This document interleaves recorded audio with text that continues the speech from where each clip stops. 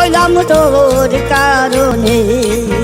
বুড়ি হইলাম তোর কারণে কিংবা কোনবা পথে নিতাইগঞ্জে যাই, এমন অসংখ্য কালজয়ী গান গেয়ে যিনি এদেশের কোটি মানুষের হৃদয় জয় করেছিলেন, সেই কিংবদন্তি লোকসঙ্গীত শিল্পী কাঙ্গালিনী সুফিয়া আজ জীবনের শেষ বেলায় এসে চরম অসহায়। সম্প্রতি নিজ বাড়িতে বাথরুমে পড়ে গিয়ে তার হাত ভেঙে গেছে, কিন্তু টাকার অভাবে ভালো কোনো ডাক্তার দেখানো তো দূর, প্রতিবেশীদের সহায়তায় ভাঙ্গা হাতে কবিরাজি জাপ দিয়ে তীব্র যন্ত্রণায় দিন কাটছে তার।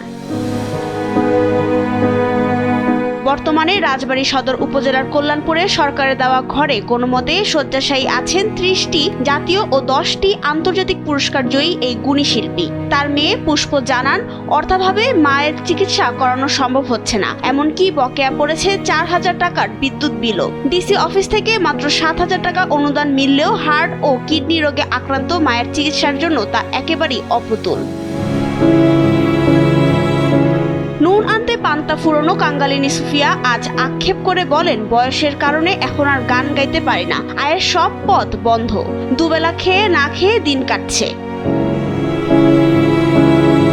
মাত্র 14 বছর বয়সে গান শুরু করা এই শিল্পীকে কাঙ্গালিনী উপাধি দিয়েছিলেন বিখ্যাত ব্যক্তিত্ব মুস্তাফা মনোয়ার। দেশ বিদেশে বাংলার লোকসঙ্গীতকে সম্মানিত করা এই কিংবদন্তিকে বাঁচাতে এখন হৃদয়বান মানুষ ও সরকারের জরুরি সহযোগিতা প্রয়োজন।